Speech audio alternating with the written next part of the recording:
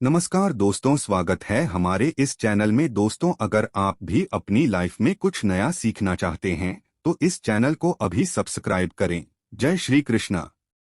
दोस्तों, कई हजार सालों पश्चात 7 सितंबर 2023 को बहुत ही अद्भुत और दुर्लभ संजोग बनने जा रहा है, क्योंकि इस दिन जन्माष्टमी का पावन पर्व पड़ रहा है। दोस्तों, इस दिन राजयोग, अमृत सिद्धि योग, साथ ही धनलक्ष्मी योग जैसे कई सारे योग्य बन रहे हैं और इस समय भगवान कृष्ण सबसे अधिक प्रसन्न होते हैं। यानी भगवान से इस दिन जो भी मांग ले वह आपको भगवान श्री कृष्ण शीघ्र ही पूरा कर देंगे। वही दोस्तों, भगवान कृष्ण को प्रसन्न करने के लिए जन्माष्टमी पर कुछ खास उपाय जरूर कर लेना चाहिए, जो कि आपकी किस्मत बदल सकते हैं और आपको मालामाल बना सकते हैं। दोस्तों, यदि आप भी अपने जीवन में भगवान कृष्ण की कृपा पाना चाहते हैं तो इस वीडियो को लाइक करके कमेंट में जय श्री कृष्णा लिखना ना भूले। दोस्तों, आज की इस बेहद ही सुंदर वीडियो में आपसे बात करेंगे कृष्ण जन्माष्टमी वर्ष 2023 में कब मनाई जाएगी, किस दिन आप जन्माष्टमी का व्रत रखेंगे और कृष्ण जन्माष्टमी की पूजा का शुभ मुहूर्त क्या रहेगा। इसके अलावा हम आपको बताएंगे कि जन्माष्टमी के व्रत की प्रधान किस समय किया जाएगा और जन्माष्टमी के संपूर्ण पूजा विधि क्या है और इस दिन वे कौन सा उपाय है जिसको करने से आपकी किस्मत चमक जाएगी और आपकी हर मनोकामना पूरी हो जाएगी। दोस्तों, यह पर्व भगवान श्री कृष्ण जी के जन्मोत्सव के रूप में मनाया जाता है। भगवान श्री कृष्ण का भादो मास का कृष्ण पक्ष का अष्टमी तिथि को रोहिणी नक्षत्र में हुआ था और उनके जन्मदिन को आज भी काफी धूमधाम से मनाया जाता है। दोस्तों, जन्माष्टमी के दिन भगवान कृष्ण की आधी रात यानी 12 बजे की जाती है और घंटे घड़ियाल बजाकर उनके जन्म के खुशियां मनाई जाती है। दोस्तों, जन्माष्टमी का पर्व मथुरा और वृंदावन में बहुत ही धूमधाम से मनाया जाता है। खासकर मंदिरों और घरों में लोग बाल गोपाल का जन्म उत्सव का आयोजन भी करते हैं और बाल गोपाल के लिए पालकी भी सजाते हैं। ऐसी मान्यता है कि भगवान विष्णु जी ने धर्म की स्थापना करने के लिए श्री कृष्ण जी के रूप में जन्म लिया था और इस दिन प्रधारण कर श्री कृष्ण जी का स्मरण करना अत्यधिक फलदायी होता है। दोस्तों, शास्त्र में जन्माष्टमी के वक्त को वक्त का राजा भी कहा गया है। भविष्य में इसके संदर्भ में उल्लेख की जिस घर में ये व्रत किया जाता है वह अकाल मृत्यु, गर्भपात, दुर्भाग्य तथा कलह से पीड़ित नहीं होता है और जो भी इस व्रत को एक बार कर लेता है वह दुनिया के सभी सुखों खूब भोग कर विष्णु लोक में निवास करता है। दोस्तों, इस दिन लोग दिन भर उपवास रखते हैं। आपको बता दें कि जन्माष्टमी का व्रत अष्टमी तिथि से शुरू होता है और इस व्रत का पारण नवमी तिथि में ही करना चाहिए, तब इसका का पूरा फल प्राप्त होता है। और जो लोग इस व्रत को रखे हैं वह सुन ले कि रात में हल्का व सात्विक भोजन करना चाहिए, साथ ही ब्रह्मचर्य का पालन करना चाहिए। दोस्तों, जन्माष्टमी के व्रत के दिन कुछ लोग निर्जला रहते हैं तो वहीं कुछ लोग फलाहार करके भी इस व्रत को पूरा कर सकते हैं। दोस्तों, जन्माष्टमी के दिन प्रातःकाल जल्दी उठकर स्नान आदि कर स्वच्छ वस्त्र धारण करें। इसके पश्चात पूर्व या उत्तर दिशा की ओर मुंह करके बैठ जाएं और अपने हाथ में थोड़ा सा जल पुष्प कर अक्षत ले लें और जन्माष्टमी के व्रत का संकल्प करें। इसके पश्चात भगवान कृष्ण जी के पूजा करें। आपको बता दें कि भगवान श्री कृष्ण जी की पूजा निश्चित काल यानी आधी रात में करने की परंपरा रही है। घरों में रात 12 बजे भगवान कृष्ण जी का जन्म भी किया जाता है, तो जो लोग कृष्ण जी का जन्म रात में करते हैं वह नालछेदन भी करते हैं, तो उनके लिए बता दें कि 12 बजने से कुछ घंटे पहले ही एक पत्ते वाला खीर लें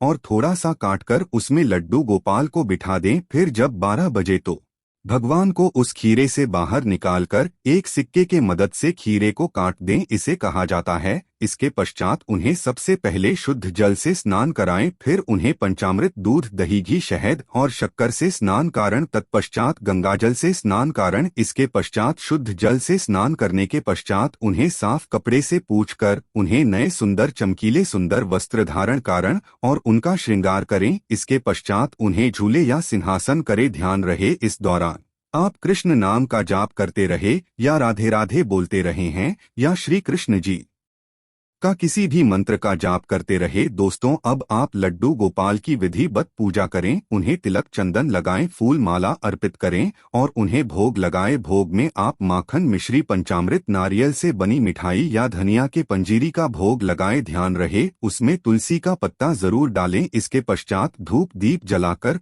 भगवान श्री कृष्ण जी की आरती जरूर करें और लड्डू गोपाल के इस दिन झूला जरूर झुलाएं। दोस्तों, जन्माष्टमी की रात को लोग रात्रि जागरण करके भजन कीर्तन करके शो आदि भी करते हैं। इससे आपको शुभ फल की प्राप्ति होती है। आपको बता दें, कुछ लोग रात्रि के पूजा के पश्चात अपने व्रत का पारण करते हैं और कुछ लोग अगले दिन सूर्योदय के पश्चात। ध्यान रहे कि आप प्रसाद खाकर ही अपने व्रत का पारण करें। तो दोस्तों, चलिए अब जानते हैं वर्ष 2023 में पर्व को कब मनाया जाए। तो आपको बता दें कि कृष्ण पक्ष की अष्टमी तिथि 6 सितंबर को पड़ रही है। ये कृष्ण जी का 5250वां जन्मदिन होगा। ऐसे में 6 सितंबर दोपहर 3:37 से शुरू होगा और 7 सितंबर शाम 4:14 तक रहेगा। दोस्तों, इस दिन सुबह 9:20 से रोहिणी नक्षत्र शुरू होगा। ऐसे में ग्रस्त सितंबर वैष्णव संप्रदाय के लोग 7 सितंबर को इस त्योहार को मनाएंगे। दोस्तों के लिए इस बार शुभ मुहूर्त 40 मिनट का है, जो कि 12:02 से 12:48 तक रहेगा। ऐसे में इस दिन तक रोहिणी नक्षत्र का सहयोगी बन रहा है। ऐसे में इस दुर्लभ संयोग को पूजा करने से 3 जन्मों से मुक्ति मिलती है।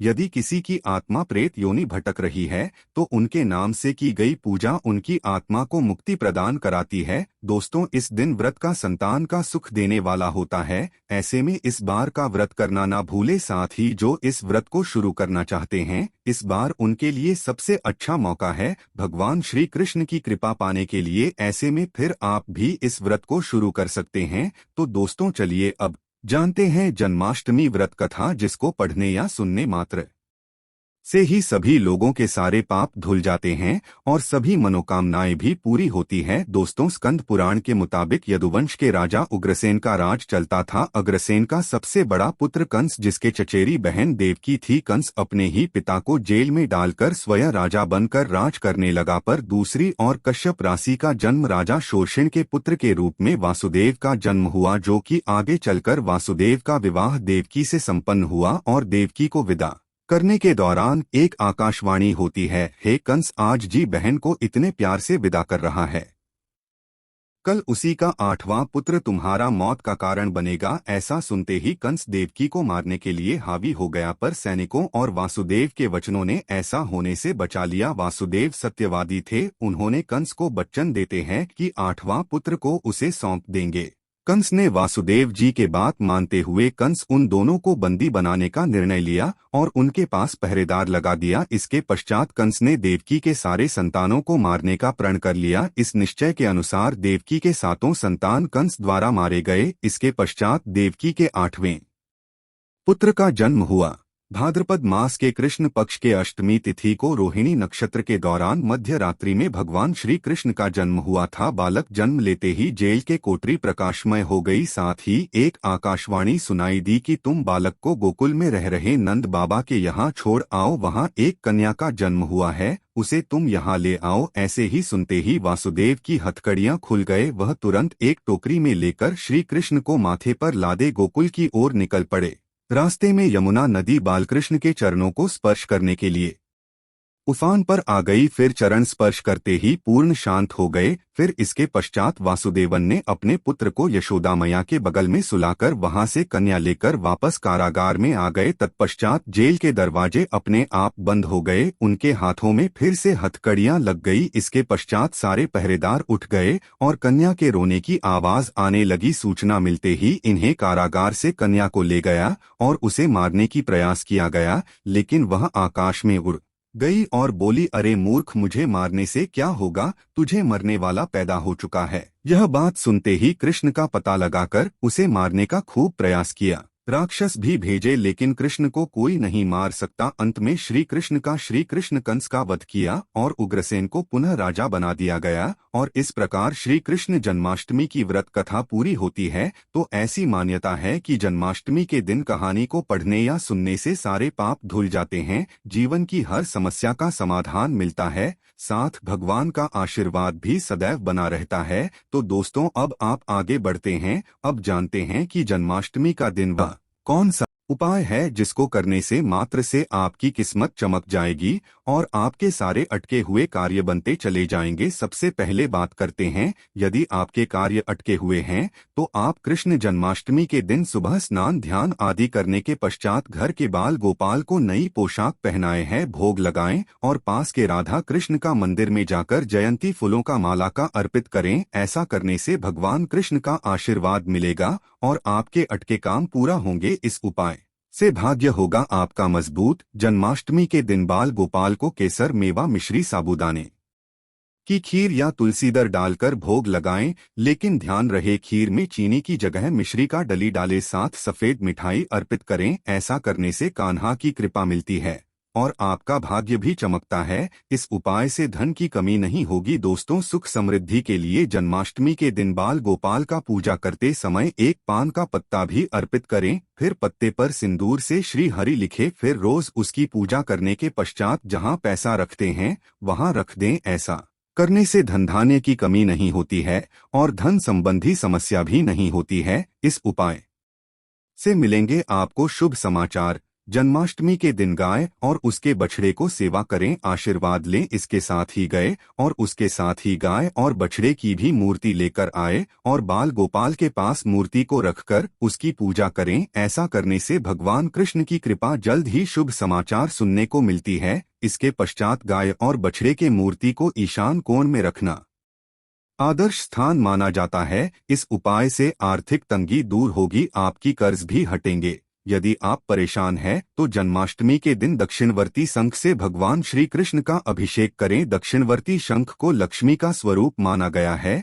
और लक्ष्मी पूजा में शंख के बिना पूजा नहीं होती है। ऐसा करने से आर्थिक तंगी दूर होती है और लक्ष्मी की प्राप्ति होती है। इस उपाय से व्यवसाय में उन्नति। दोस्तों, जन्माष्टमी के दिन सुबह शाम 11 बार तुलसी के क्रमांक करें और घी का दीपक जलाएं। इसके पश्चात 108 बार ओम नमो भगवते वासुदेवाय का मंत्र जाप करें। साथ ही कपूर जलाकर उस पर थोड़ी सी मिश्री डाल दें और कपूर और मिश्री का हम भी करें। ऐसा करने से नौकरी व्यवसाय में उन्नति होती है। तो दोस्तों, वीडियो खत्म होने से पहले आपको और आपके पूरे परिवार को जन्माष्टमी के हार्दिक शुभकामनाएं। मैं कामना करता हूं कि इस जन्माष्टमी पर श्री कृष्णा ढेर सारे खुशियां लाएं। अगर इस वीडियो में कुछ गलत बोला गया हो तो मैं माफी चाहूंगा। हरे कृष्णा, राधे राधे।